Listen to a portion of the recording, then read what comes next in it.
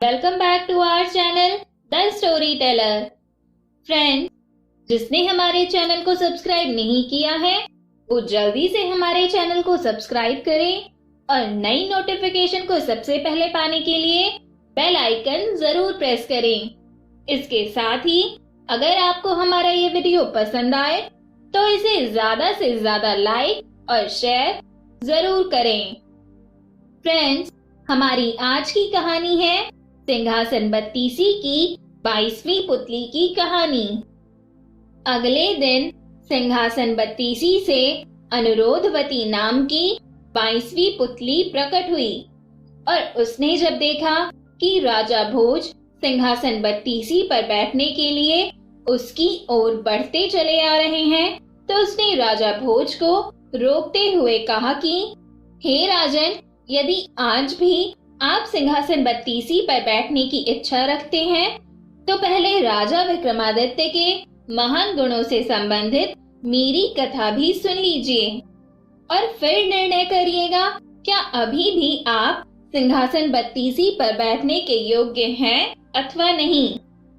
इसके बाद अनुरोधवती ने अपनी कथा सुनाना आरंभ किया। राजा विक्रमादित्य अद्भुत गुणग्राही थे।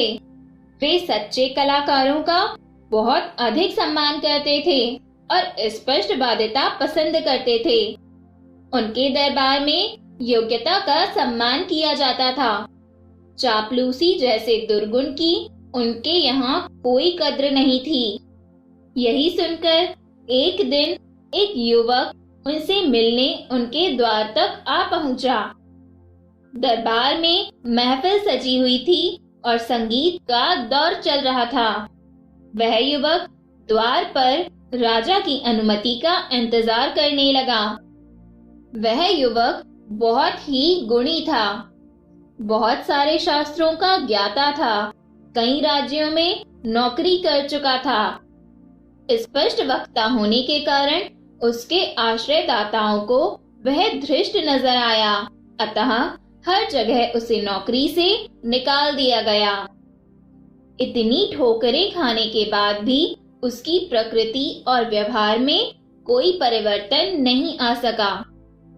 वह द्वार पर खड़ा था, तभी उसके कान में वादन का स्वर पड़ा और वह बड़बड़ाया, महफिल में बैठे हुए लोग मूर्ख हैं, संगीत का आनंद उठा रहे हैं मगर संगीत का जरा भी ज्ञान नहीं है। साजिंदा गलत राग बजाया जा रहा है लेकिन कोई भी उसे मना नहीं कर रहा है। साजिंदा अर्थात साज या बाजा बजाने वाला। उसकी बड़बड़ाहट द्वारपाल को स्पष्ट सुनाई पड़ी। उसका चेहरा क्रोध से लाल हो गया।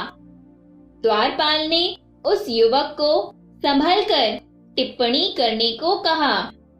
उसने जब उस युवक को कहा कि महाराज विक्रमादित्य खुद महफिल में बैठे हैं और वे बहुत बड़े कलापारखी हैं, तो युवक ने उपहास किया।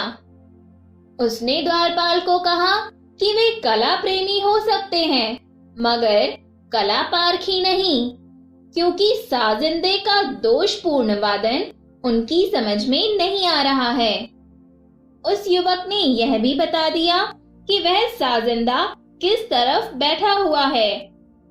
अब द्वारपाल से नहीं रहा गया। उसने उस युवक से कहा कि उसे राजदंड मिलेगा अगर उसकी बात सच साबित नहीं हुई। उस युवक ने उसे सच्चाई का पता लगाने के लिए कहा और बड़े ही आत्मविश्वास से कहा कि वह हर दंड भुगतने को तैयार है अगर यह बात सच साबित नहीं हुई। द्वारपाल अंदर गया और राजा के कानों तक यह बात पहुंची। विक्रम ने तुरंत आदेश दिया कि वह युवक महफिल में पेश किया जाए। विक्रम के सामने भी उस युवक ने एक दिशा में इशारा करके कहा कि वहां एक वादक की उंगली दोषपूर्ण है। उस ओर बैठे सारे वादकों की उंगलियों का निरीक्षण किया जाने लगा। सचमुच एक वादक के अंगूठे का ऊपरी भाग कटा हुआ था और उसने उस अंगूठे पर पतली खाल चढ़ा रखी थी। राजा उस युवक के संगीत ज्ञान के कायल हो गए। तब उन्होंने उस युवक से उसका परिचय प्राप्त किया और अपने दरबार में उचित सम्मान देकर रख लिया। वह युवक सचमुच ही बड़ा ज्ञानी और कला पारखी था। उसने समय समय पर अपनी योग्यता का परिचय देकर राजा का दिल जीत लिया। एक दिन दरबार में एक अत्यंत रूपवती नर्तकी आई। उसके नृत्य का आयोजन हुआ और कुछ ही क्षणों में महफिल सज गई। वह युवक भी दरबारियों के बीच बैठा हुआ नृत्य और संगीत का आनंद उठाने लगा। वह नर्तकी बहुत ही सधा हुआ नृत्य प्रस्तुत कर रही थी और दर्शक मुग्ध होकर रसास्वादन कर रहे थे, अर्थात आनंद उठा रहे थे। तभी न जाने कहां से एक भंवरा आकर उसके वक्ष पर बैठ गया। नर्तकी नृत्य नहीं रोक सकती थी और न ही अपने हाथों से भंवरे को हटा सकती थी, क्योंकि भंगिमाएं गड़बड़ हो जाती। उसने बड़ी चतुरता से सांस अंदर की ओर खींची और पूरे वेग से भंवरे पर छोड़ दी। अनायास निकले सांस के झोंके से भंवरा डरकर उड़ गया। क्षण भर की इस घटना को कोई भी नहीं ताड़ सका, मगर उस युवक की आंखों ने सब कुछ देख लिया। वह वाह वाह करते हुए उठा और अपने गले की मोतियों की माला उस नर्तकी के गले में डाल दी। सारे दरबारी आश्चर्यचकित रह गए। अनुशासनहीनता की पराकाष्ठा हो गई। राजा की उपस्थिति में दरबार में किसी और के द्वारा कोई पुरस्कार दिया जाना राजा का सबसे बड़ा अपमान माना जाता था। विक्रम को भी यह पसंद नहीं आया और उन्होंने उस युवक को इस धृष्टता के लिए कोई ठोस कारण देने को कहा। तब युवक ने राजा को भंवरे वाली सारी घटना बता दी। उसने कहा कि बिना नृत्य की एक भी भंगिमा को नष्ट किए, लय ताल के साथ सामंजस्य रखते हुए इस नर्तकी ने जिस सफाई से भंवरे को उड़ाया, वह पुरस्कार योग्य चेष्टा थी। उसे छोड़कर किसी और का ध्यान गया ही नहीं तो पुरस्कार कैसे मिलता? विक्रम ने नर्तकी से पूछा तो उसने उस युवक की बातों का समर्थन किया।